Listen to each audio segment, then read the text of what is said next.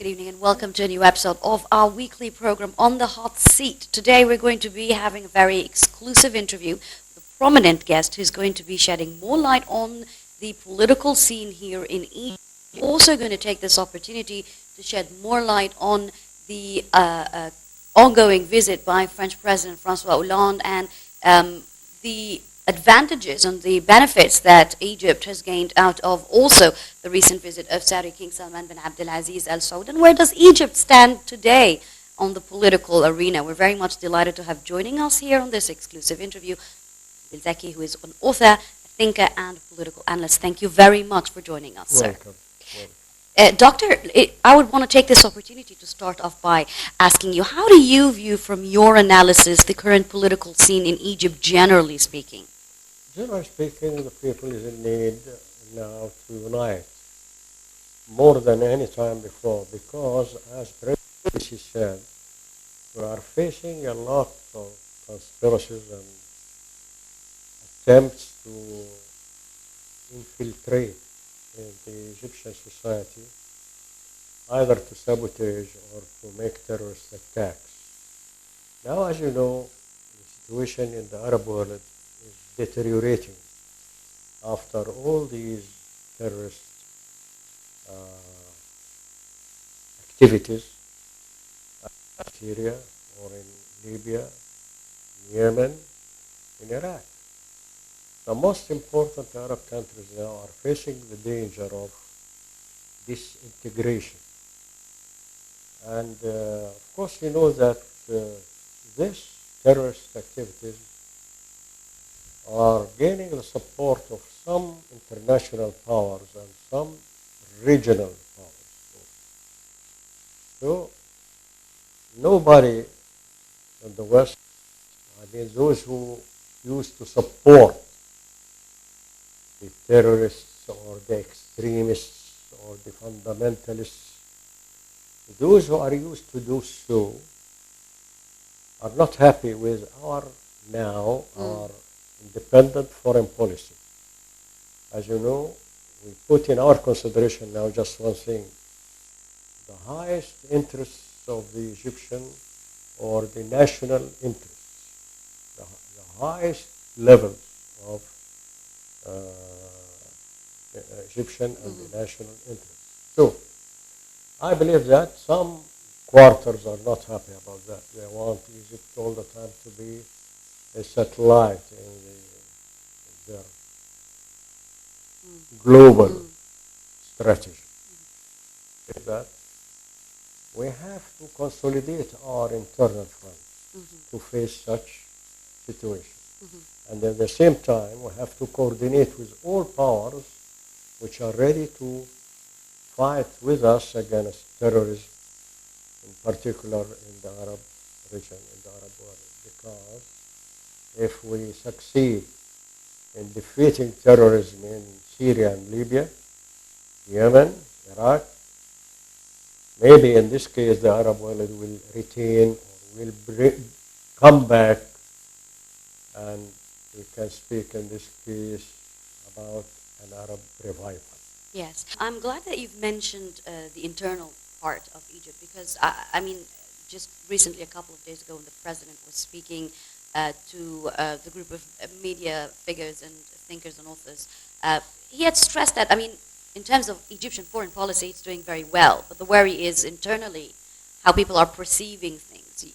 We do understand that the economic struggle is what triggers the entire population the most, and maybe that's what's making them eager to see some kind of huge, quick, fast leap steps towards development. How do you see the internal scene here in Egypt? And another part of the question, I know it's going to be a bit broad, is the media playing that role it should be in raising awareness to people to crucial files, as you said, terrorism, stability, national security, and so forth? First of all, from the economic point of view, I'm happy that the President said in his last speech that he will not permit the prices of the main goods to become higher than that or to be raised. That's very important because In this period of time, you are in need to remember every moment our slogan in 25 January 2011, social justice. It's very important because the people are tired, generally speaking. They cannot afford to bear more burdens in their daily life, in their standard of living. They want the government to feel that the people are in need to improve the quality of life, to raise the standard of living, to enjoy more medical care, good education, social care. I believe that our main fight now in the next months is how to combat against poverty and joblessness.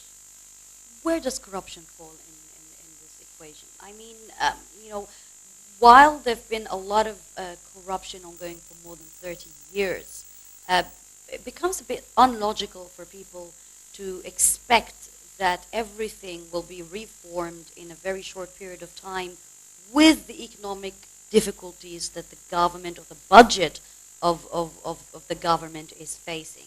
No. Do you think that people are acquiring this change? No, I disagree with you. How? The people are ready to wait, are ready to be patient, provided that you hope that their quality of life, their standard of living will improve within a year, 2 years, 3 years. But let them see it from now in the horizon. There is a hope. There is a plan. They can wait in this case. Yes. But you must give them the hope. But do you think that, I mean, let's speak here in a very, down-to-earth, concrete ground. Do you think that people here in Egypt of different age groups are willing to participate in terms of, are they working hard enough? Are they trying to do their part in terms of contributing in development? Because the country alone is not going to develop itself if the people are not willing to work hard for it. Do you think that this mentality that people are working with, especially I'm talking about the employees of the government sector, do you think they're doing their part? Generally speaking, the people are willing to work. I want to remind you, in just 1 year, they finished the new Suez Canal. Yes. Exactly in the day. Yes. So when there's a will, there's a... That's it. Yeah. Yeah. I believe that if you encourage the people, if you trust them, if, again, I want to tell you, give them the hope that their life will be better within a certain time or a certain period, they will be encouraged. They will be more enthusiastic. They will work hard. But they must feel, first of all, that, for example, if you demand some sacrifices from the people, sacrifice some aspects of luxury, if I am correct, in their way of life. They are ready to sacrifice. On condition that the upper class will do the same. That's the point.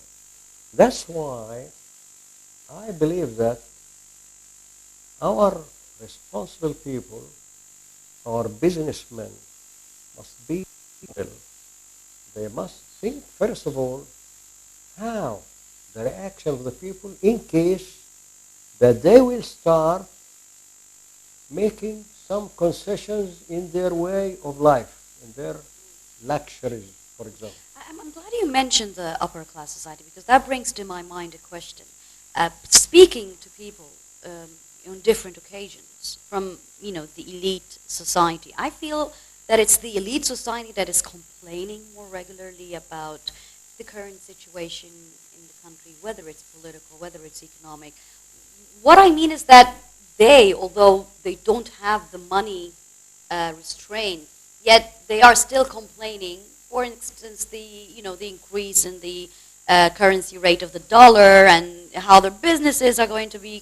And while the majority of the society in Egypt, the majority of the population that the president is ensuring that they will not be harmed or touched, are not complaining. How do you explain this strange phenomena in the Egyptian society? They are complaining. You are right. But why? If they know and notice that the government, say the governments, not one government, is importing more than exporting, consuming more than producing. And that's why now we have deficit in many domains. Yeah, but did So this this happen is the just in mistake this of the period of government, time? not the people. Is this something that is a newcomer to the practices of the government? I mean, wasn't this always the way the economy cycle was going I on for the past believe 30 years? that there is a reason, frankly speaking. Maybe some ministers are honest, sincere, okay, but not well qualified. That's the problem. Now we are in need of efficiency everywhere, in our work, in our industry, in our agriculture, in our services provided to the people. Efficiency. Do you think, sir, doctor, to be really honest, I mean, those efficient, the well-qualified, if you may put, are willing to go take this chance of performing such a task in the government? They'll be afraid. They know that they're going to be slandered. They're going to be criticized no matter what they do. They know that they're coming in a period of time where it's very critical. So, I mean, are you trying to say that it's the efficients that are not attracting the government, or is it the government that are not attracting the efficients? No, I believe that it is the responsibility of the government. Look, you are in need to go convince the people with logic, with deeds, not only words or slogans. That's the main point. The people is ready to be convinced, to react positively to the government, to sacrifice, to work more harder. But as I told you before, provided that you can succeed to make them feel that you are working as a government for their benefit. Yeah, let's talk about turning slogans into actual actions. We've seen a number of visits by Egyptian President Abdel Fattah al-Sisi, especially particularly the last one that took him to Asia, where different deals and agreements have been signed in terms of whether it's mutual cooperation in business and economic aspects, education, health, and so forth. We also saw the visit of King Salman bin Abdulaziz of Saudi Arabia, where a number of agreements were signed, which would definitely, gone as upon planned, boost Egypt to a different stage, but in the upcoming period of time, because all these projects are long vision projects for the future. Taking into that consideration, how actual and how concrete on the ground will these agreements be turned into actual projects? I agree with you. Such agreements, such projects will help Egypt a lot, of course. But I want to remind you in the same time that our Premier, in his last speech in the Parliament, warned us concerning difficult and painful decisions he will take. What is the translation of painful and difficult decisions? Means to raise the prices of goods, maybe to cancel some benefits for the people, to listen to the advices of the World Bank or the IMF, something like that. That's why the people started to be worried about what will happen in the near future. Especially because what he said gave a chance to the rumors about the prices which will take place in the near future. That's the problem.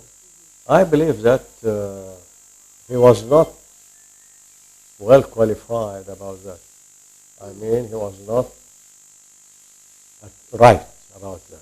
He was. But I mean, that's a very elastic statement, because painful could be anything from what wouldn't really be felt directly within the Egyptian society, economically or politically, or what would be felt gradually on the long run. I mean, he was not specific on what kind of decisions would be taken. That's right. But then when you have to look at a situation, don't you have to see the entire picture? There's always going to be sacrifices. There's always going to be a bit of losses if you are looking for a long-term win.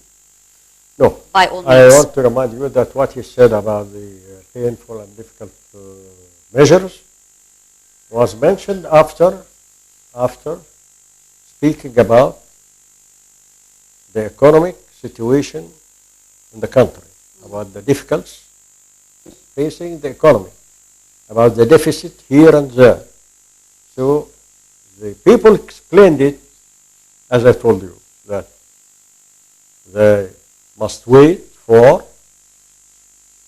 decisions or measures which will make their life more difficult. I'm going to ask you one question, that doesn't really fall somewhere particular in this conversation. But I mean, just out of my own curiosity, and you, Doctor, have been in the political and the economic scene in Egypt for long years. Why do you think that the middle class in Egypt has vanished?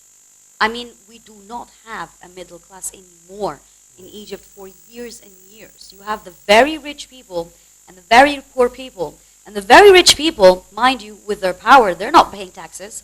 They're not paying what their part or turn is in the government. And that is taking away the poor people's rights. Why did that happen for long years in Egypt? Many reasons. First of all, I want to remind you that during the so-called the policy of economic opening, in the 90s? Yes, the government supported completely the businessmen on the expense of the middle class.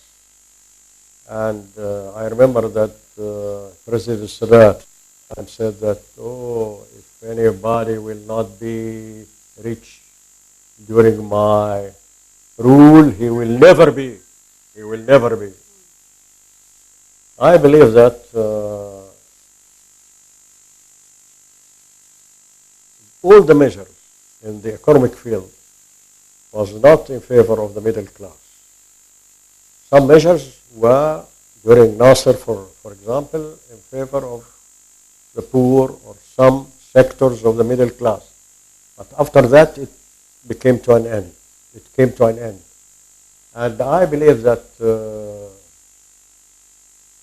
wages didn't grow on the same level like the prices. At the same time, the many jobs was not available for many people in the middle class.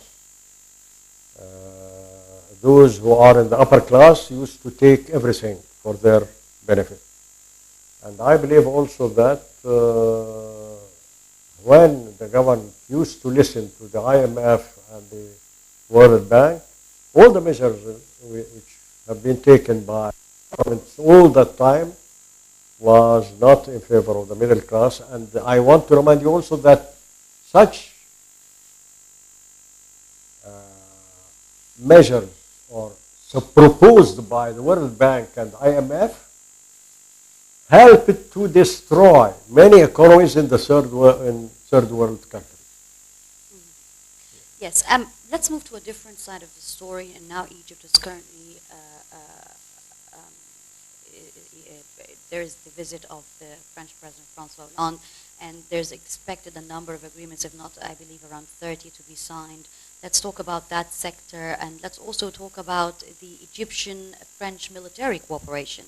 Egypt has received and is expected to receive in the following month the Rafale jets, and what would that mean and reflect the political agreement and common interests between France and Egypt?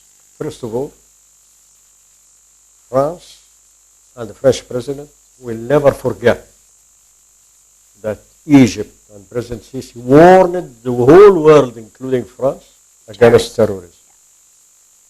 And the French discovered after that, after such warnings, that President Sisi was right. The proof is what happened in Paris. Second, they believe that the man is sincere when he is trying hard to settle down the situation in some Arab countries. For example, helping Libya to enjoy stability. Insisting that the only solution for the Syrian problem must be political and must safeguard the integrity of the Syrian territories. Yes. That was the wisdom of the Egyptian attitude, first of all. Second, as you know quite well, France is a very important partner to Egypt since many years. And also a strong pillar in Europe. Yeah. Look, since President de Gaulle, Charles de Gaulle, when he took side with Egypt against the tripartite aggression, I believe that France now is looking to Egypt as the main force in this region, which is trying to establish security, peace, and stability in the whole Middle East. First of all, I want to remind you also that when the French president felt that the Palestinian question is still complicated and Israel and Netanyahu refused any settlement supported by the United States of America, now he is trying to interfere in the region to try again a peaceful settlement, even after the Americans advised him not to do. They don't want any political settlement, especially because these are the last months of President Obama in his office. But the French insisted that they must try again. And I believe they want to coordinate with Egypt the next step. Yes. I believe that this time there will be many, many important and very vital agreements in the economic field, cultural field, political field between Egypt and France. Well, unfortunately, our time is up. We'd like to thank you very much, Dr. Nabil Zeki, for joining us here on our program On the Hot Seat. That brings us to the end of our episode, and we were joined by Dr. Nabil Zeki, who's an author, a thinker, and a political analyst, who has also helped us take a deeper look at what exactly is happening inside the Egyptian economy, what could be the advices for the Egyptian economy to boost, and of course the expected positive outcome of the current visit of French President François Hollande to Egypt.